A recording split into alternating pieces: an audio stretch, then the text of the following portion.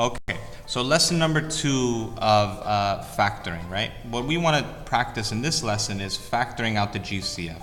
In the last lesson, you learned how to find the GCF of whole numbers. So what I want you to do is, what would be the GCF of 6, 12, and 18?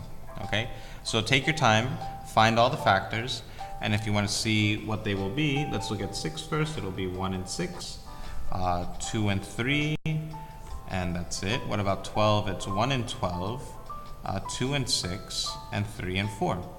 What about 18? 1 and 18, 2 and 9, 3 and 6. Does 4 go in? No, it does not. So if I wanted to find the GCF of all 3 of these numbers of 6, 12, and 18, what is the greatest common factor? Remember, when we say common, we mean what they all share. What would it be? It would be 6, right? 6 here and 6 here. So let's take a look at this. Imagine if I were to ask you, what is 6 plus 12 plus 18? So take your time, figure it out. But once you do, it will be, let's see, 12 plus 18 is 30, 30 plus 6 is 36. Now here, the idea for this lesson is factoring out the GCF. So here, if the GCF of 6, 12, and 18 is 6, right? You can take out a 6 from each of them. So imagine if I showed you this. 6 times 1 plus 2 plus 3. And if you're thinking, Mr. G, where on earth did this come from? Let's just be patient with it. Here, let's see if this is the same as 36, right? What is 1 plus 2 plus 3? This would be 6, and 6 times 6 is 36. But if you're thinking, Mr. G, how did you get this? What just happened here? Let's take a look. If I have 6 plus 12 plus 18, you see 6 is the greatest common factor of these 3 whole numbers. So what I could do is, I can divide 6 from all 3 of these. 6 divided by 6 is 1. 12 divided by 6 is 2. 18 divided by 6 is 3. And the plus signs stay the same. And what I could do is, I could take what I divided and then distribute it to what the quotient is over here. And notice that this will still be 36. This is the idea of factoring out the GCF. And I'm pretty sure you have seen this in your other classes. So let's try and do this one. If I give you 12, 16, and 20, the same technique what we did here, factor out the GCF from this problem. And try and do the same for this. Pause the video and try and do it by yourself. So here, we'll go through steps. Step 1, find the GCF. Step 2, divide the GCF to all the terms. And when we say terms, we're talking about each one of these terms, right? You're going to divide this by the GCF, this by the GCF, and this by the GCF. Then 3, multiply the GCF with the quotient. The quotient from step 2. From step 2. Can we see this? All right, let me just zoom in a little bit. Okay, camera angle is a little better. All right, so let's just follow these steps. 1, 2, 3. Number 1, find the GCF. What's the GCF of 12, 16, and 20? It will be 4. Okay, so if I know the GCF is 4, what's step 2? Divide each of these by the GCF. So the GCF is 4. I'm going to divide each of these by 4. I divide 12 by 4, 16 by 4, and 20 by 4. And now here, what's the quotient? Well, 12, when I talk about quotient, it is the solution for 12 divided by 4 when you're dividing. So here, 12 divided by 4 is 3. 16 divided by 4 is 4. 20 divided by 4 is 5. And now here, the signs remain the same. And look at step 3, multiply the GCF with these quotients. And it's 4 times each one of these. And if you want to see if it's true, let's see. What is 12 plus 16 plus 20?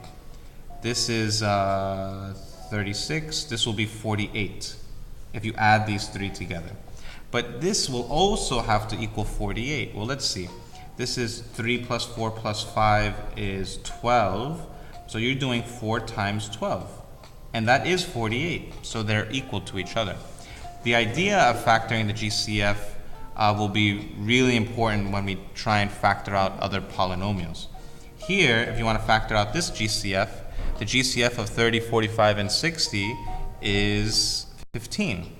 So then this would be 15 times 1 plus 2 plus 3, because 30 divided by 15 is 1, 45 divided by 15 is 2, 60 divided by 15 is 3. And if you felt that was very fast, rewind the video or just raise your hand and I'll explain it again. Okie dokie. Now here, it's very straightforward if we just have numbers. But what if we have variables with exponents? And it sounds very strange, but here, if I say what's the GCF of 6, 12, and 18, these are numbers. We could easily just find it. You just look at the factors. But if I say what's the GCF of x squared, x to the third, and x to the fourth, that seems a little strange because we don't have numbers. We just have variables. So what does that mean? So here, what I'll do is I'll show you a nice quick little lesson on what we have to do. So here, let's imagine x equals 2. And if I have x squared, x cubed, and x to the fourth, if x equals 2, then x squared is equal to 2 squared. This is equal to 2 cubed, and this is equal to 2 to the fourth. 2 squared is 4, 2 cubed is 8, 2 to the fourth is 16. Okay? Take your time, rewind it, because I just did that very, very fast, all right? But this is true. Now here, if I say what is the GCF of 4, 8, and 16? What is the GCF of 4, 8, and 16? It's 4. But notice that it's still this x squared. The GCF of a variable expression with an exponent, with exponents,